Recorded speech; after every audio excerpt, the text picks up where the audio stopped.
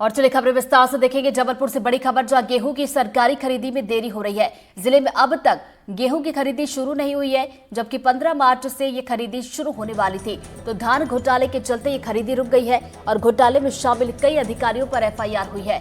तो नए अधिकारियों की नियुक्ति में देरी भी हो रही है और नियुक्ति में देरी के चलते खरीदी में देरी देखी जा रही है। तो अब तक गेहूं खरीद समिति की घोषणा नहीं की गई है।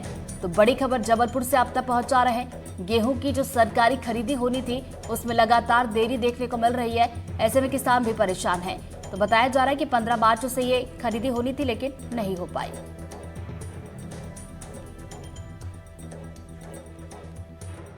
जबलपुर जिले में 15 तारीख से गेहूं का उपार्जन शुरू कर दिया गया है, लेकिन अभी तक शुरू हो नहीं पाया। हमारे साथ जबलपुर जिला कलेक्टर दीपक सक्सेना जी हैं। सर, ये बताइए कि गेहूं का उपार्जन 15 तारीख से शुरू कर दिया गया, ना भी समितियां बनी हैं, ना तुलाई शुरू हुई है और अभी तक उपार्जन मोटे तौर पे जबलपुर क्षेत्र में जो गेहूं का उपार्जन होता है वो 10 अप्रैल के आसपास चालू होता है और उस समय तक चालू करने के लिए हम लोग तैयारी कर रहे हैं। हमारे निश्चित तौर से थोड़ी सी दिक्कत आई है, जिसमें हमने 25 सोसाइटी हमारी अपात्र घोषित हुई हैं। इसके पहले 5 हुआ था, उसमें भी हुआ है। अभी एसएचजी को और सीएलएफ जो हैं उनको हम लोग उसकी जगह रिप्लेस कर रहे हैं। मुझे लगता है 1 या 2 दिन में हम इसको पूरा सिस्टमेटिक कर देंगे। इसका स्लॉट बुकिंग करके, जैसा अमूमन होता है 5 अप्रैल से 10 अप्रैल के आसपास यहाँ पे चालू होता है, पिछले सालों का जो एक्सपीरियंस रहा है, तो सही समय पर हम चालू करा देंगे। सही समय पे जितना उपार्जन होता था वो लगभग पूरा हो जाएगा। देखिए, मैं एक बात बताऊँ आपको, लास्ट ईयर जितना उपार्जन हुआ था उसकी तुलना में अभी 50% ही हमारे पास जो रजिस्ट्रेशन हुआ है। तो एक तो हमारी प्रायोरिटी अभी ये है कि उपार्जन में जो किसान इंटरेस्टेड हैं उनका 31 मार्च लास्ट डेट है, तो ज़्यादा से ज़्यादा किसान जो है उसका रजिस्ट्रेशन करा लें। अभी 50-55% के आसपास उपार्जन के लिए लोगों ने पंजीयन कराया है।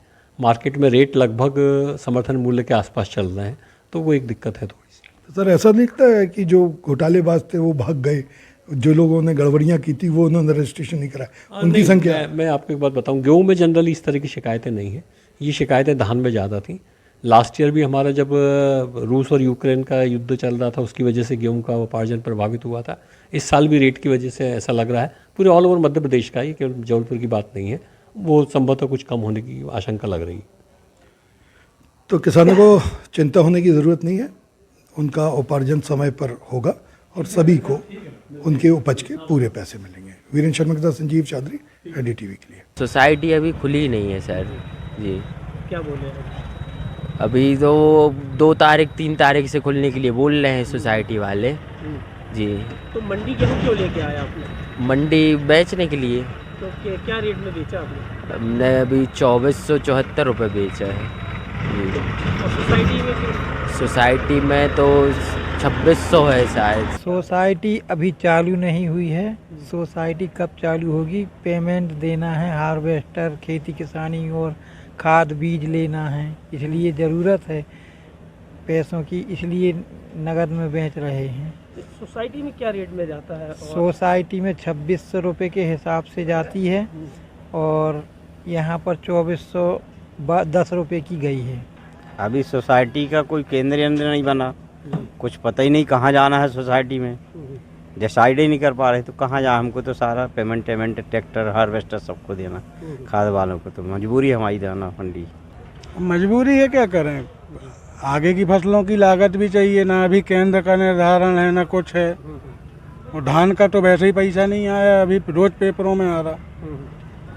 अभी मेरा माल 2400 में बिक चुका था, थोड़ा सा नमी मिला, दोबारा डाक हुई 2200 रुपये की हुई, 200 का ही घाटा। हमारे साथ वेयर हाउस एसोसिएशन के अध्यक्ष सुशील जी हैं। बताइए शर्मा जी, क्या प्रॉब्लम है, अभी तक क्यों शुरू नहीं हुई आपकी ये खरीदी? दरअसल हमारे जबलपुर की एक समस्या, बहुत बृहद समस्या ये हो गई कि बीच में हमारे यहाँ से प्रशासन द्वारा बहुत तेज़ कार्यवाही की गई है। जैसे कि आप खरीदी की बात करें तो गेहूँ खरीदी की जो एजेंसी है नागरिक आपूर्ति निगम, उस पर, उसके अधिकारियों पर बहुत बृहद कार्यवाहियाँ हुई हैं। तथा जो समिति खरीदी करती थी, गांव ग्रामीण क्षेत्रों में जो समितियां खरीदी करती थी, उनके भी ऑपरेटरों पर, प्रबंधकों पर, केंद्र प्रभारियों पर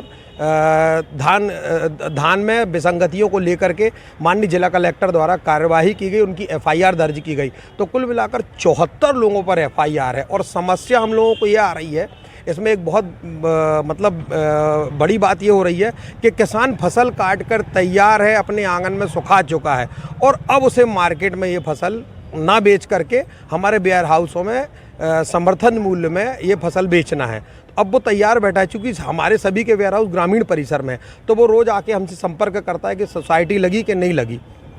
अभी बीच में हमारे द्वारा, हमारे कुछ साथियों के द्वारा भी जिला कलेक्टर कार्यालय खाद्य विभाग शाखा भी की संपर्क किया गया, पूछा गया, तो उन्होंने बताया कि 4-6 दिन अभी और लगेंगे। अभी पद पर कोई अधिकारी नहीं आए हैं तथा जो समितियां बची हैं जो अच्छा कार्य करती हैं वे भी इस मामले में आने में, खरीदी में आने में डर रहे हैं। एक तरफ आप लोग इंतजार कर रहे हैं कि सरकारी खरीदी शुरू हो, दूसरी तरफ जो सरकारी खरीद मूल्य है और जो मंडी में बाजार मूल्य है वो एक बराबर है। जी हाँ, अभी ऐसा समझ में आ रहा है कि एक बराबर पड़ता है, लेकिन किसान का ये कहना है कि मंडी हमें दूर पड़ती है। गांव से यदि हम मंडी ले जाएं तो हमें भाड़ा लेकर के, ट्रैक्टर लेकर के दूर जाना पड़ता है, तो उस भाड़े का अंतर बहुत ज़्यादा है, पल्लेदारी का अंतर बहुत ज़्यादा है। तो इसलिए किसान चाहता है कि हम सरकार को समर्थन मूल्य पर अपनी फसल उचित दाम पर बेच दें। तो इस तरह एक मुश्किल समय आ गया है जब बहुत सारे लोगों के ऊपर FIR की गई है, यहाँ तक कि प्रबंधक ही नहीं है जिसको गेहूं की खरीद करना है। और चलिए ज्यादा जानकारी के साथ होगी संजीव चौधरी जी हमारे साथ जुड़ गए, सीधा उनका रुख करेंगे। संजीव जी, किसानों के मन में इस वक्त जो सवाल होगा वही सवाल मैं आपसे करूंगी कि आखिर 15 दिन की अब देरी तो हो गई है, लेकिन अब खरीदी की शुरुआत कब से होगी, क्या इसका जवाब मिल पाया है? नहीं, इसका जवाब फिलहाल तो नहीं है। कलेक्टर का कहना भी यह है कि 10 अप्रैल से खरीदी की प्रक्रिया चालू की जा सकती है। मूल बात जो है, ये जो 74 लोगों के खिलाफ FIR दर्ज की गई थी, उसमें जो प्रबंधक है खाद्य निगम का वही फरार है। सबसे बड़ी समस्या इस बात पे है कि समितियों को अप्रूव कौन करे।